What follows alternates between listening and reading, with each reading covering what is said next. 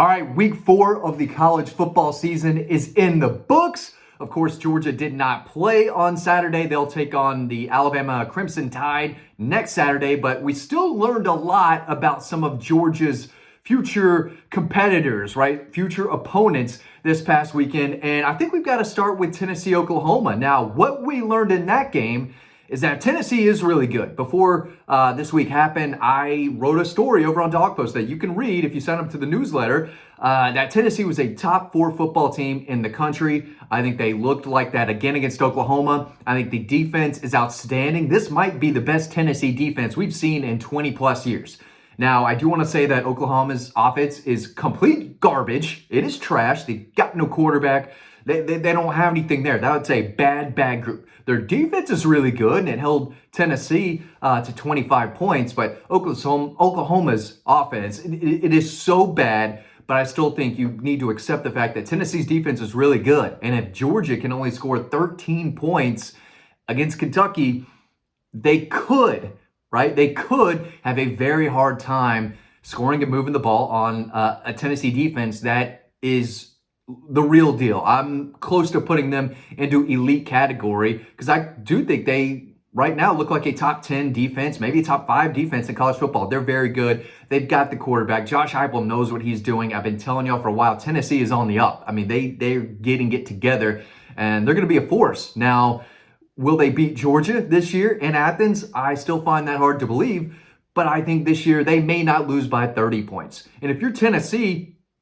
after a big road win at Oklahoma, which is what it was, that is a comfortable, good-looking road win. They were up 19 points, a decent way into the fourth quarter. So I know they won by 10, right, 25-15.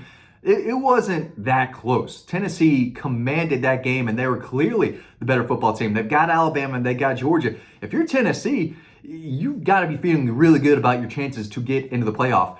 They can lose to Georgia in Athens. I don't think anyone is going to take something away from them. All they have to do is not get embarrassed, right? It's usually a 42-14, 45-17 ball game when Georgia plays Tennessee. If you're a young Tennessee fan, you don't really know what it's like to watch Tennessee beat Georgia. You got to go all the way back to 2016. Ever since then, Georgia's crushed Tennessee. This year might be a little closer than it has in the past, but that's still a big step forward. If you're a Tennessee fan and they barely lose to Georgia, you can celebrate. I mean, that's solid. There's nothing to be upset about there. So Tennessee's the real deal. Auburn's a joke. Auburn's a complete joke. If you're not laughing at Auburn right now, you're missing something. You've got to be laughing at the Auburn Tigers and Hugh Freeze. He's a sleazeball. He threw his players under the bus afterwards saying, hey, I need a quarterback who can throw it to the right team and not to the other team. I need a running back who can hold on to the football, blah, blah, blah. It's so funny. It really is. They brought him in and they're getting what they deserve. But how that guy didn't find a quarterback in the portal is crazy. I mean, Brock Vandagriff would be a better option than the 2 scrubs they've got out there attempting to throw the football right now. It is bad. Auburn's defense is not bad at all. That offense, complete trash. It might be as bad as Oklahoma. And I think those two play soon. You talk about an ugly game. It's football, so I'll watch, but it ain't going to be fun. It's going to be terrible football, especially with those two offenses. But Auburn's got a lot to work on, and we learned that Auburn may not score a single point when they come to Athens. And I'll say this, if you're an Auburn Tiger fan, you're hoping Georgia beats Alabama, because if Georgia loses to Alabama, and the next game they play is at home against Auburn, they're going to crush them. They're going to crush them anyway, because Auburn, they don't have a quarterback. They have no quarterback that can beat Georgia. And I hate to say this, Georgia beats Auburn 99 times out of 100 this year. That's how bad Auburn's offense is and their quarterback play right now. Georgia should have no problem, and they could shut Auburn out in Athens. So that's definitely a game to watch. So Tennessee's the real deal. Auburn, complete trash. LSU did not cover against UCLA. That defense still is not great. South Carolina took care of Akron pretty well. But, things are going to get tougher for Georgia. I mean, that's one thing we learned, right, is that Georgia's schedule, as tough as it already looked, it looks even tougher now because I do think Tennessee's the real deal. Ole Miss still hasn't played anyone, but they're taking care of business. They're rubbing these poor team's face in the dirt. Like the game's over, and they said, no, we need the style points. We need the committee to look at our schedule and say, hey, we crushed Team X by 50 points. We crushed Team Y by another 50 points, right? They need those style points. And again, they haven't played anyone, but they still look pretty good. They've got an offense. The defense is bigger and probably more athletic. So Ole Miss is going to be tough on the road. We learned that Texas, does look like the number one team in the country.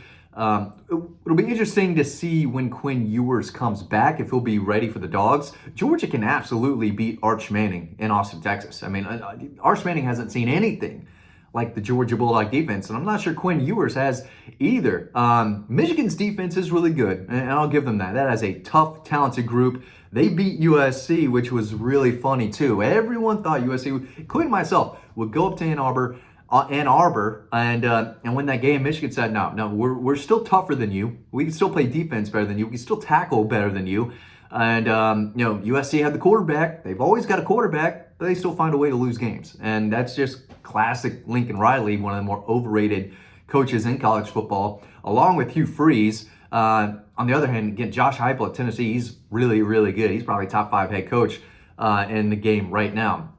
Of course, Alabama didn't play. They got the week to prepare for the Dogs, like Georgia has to prepare for Alabama. So, I mean, if you're Georgia, you got to play number 1 Texas still on the road. You've got to play a top 10, maybe top 5 Ole Miss team on the road. You've got a top 4 team, in my opinion, in Tennessee. You play them at home, and then you still have this game against Alabama next weekend. That's going to be tough, and Georgia can lose to Alabama in Tuscaloosa. Georgia showed that they're beatable by a mile when you barely beat Kentucky.